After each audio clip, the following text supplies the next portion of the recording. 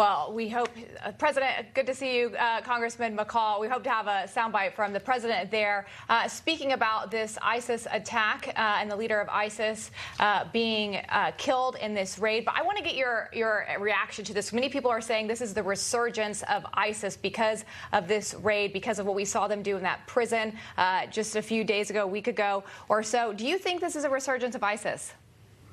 I do, and I think with the incompetent collapse of Afghanistan, the debacle of the evacuation, it has emboldened ISIS and, quite frankly, al-Qaeda.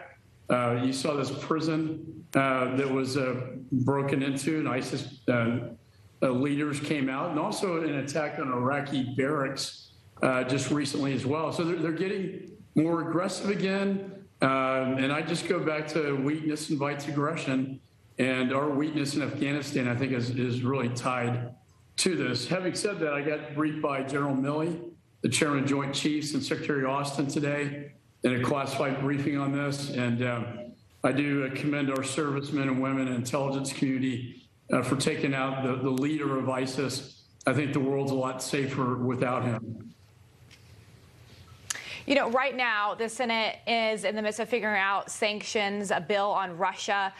We had Senator John Cornyn say that he's concerned that Putin's timetable is different than ours, and we may not be able to move fast enough to get these sanctions on them. I know a lot of Democrats are saying we shouldn't put sanctions, tough sanctions on Russia till after they invade Ukraine, if they do. But many Republicans are saying that's not enough. We need to be doing it now. What's the holdback on Democrats? Why do they want to wait?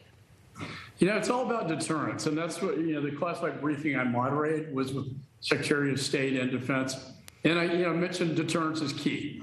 Weakness invites aggression. Chamberlain didn't exercise that with Hitler, and we saw what he did, in the region. I've been advocating for more lethal aid to Ukraine and also sanctions in advance. We sanctioned Nord Stream 2 pipeline, Putin's pipeline into Europe. Unfortunately, this president waived those mandatory sanctions in the interest of the United States. I, for the life of me, don't understand how that is in the interest of the United States to have Europe dependent on Russian energy. I think that was the beginning of the emboldenment of Putin, along with Afghanistan.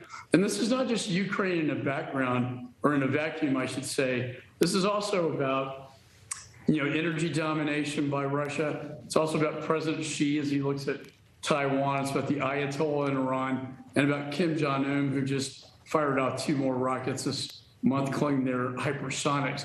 So the world is watching, our adversaries are watching, and we should have been doing this when they started to get on the border around March. And I think the administration got caught behind the ball, and now they're saying it's too late.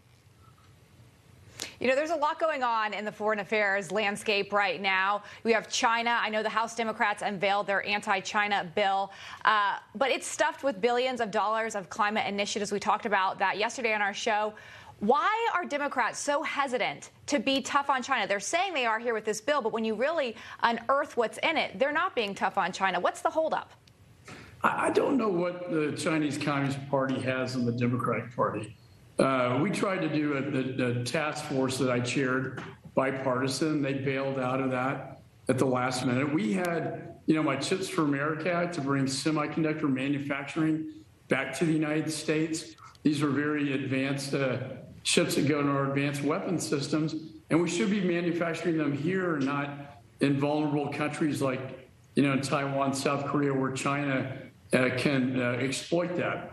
Research and development we're competing in technology space right now, and I would argue we're losing to a great extent. And then you look at supply chain, rare earth mineral, medical, semiconductor, we're losing in all these areas. And that, what they did, Lindsay, is they threw an $8 billion green slush fund that can literally go to China directly to do the green energy projects in the province where they have to go. Sorry to cut you short. About to go to black, sir. It's good to see you, Congressman.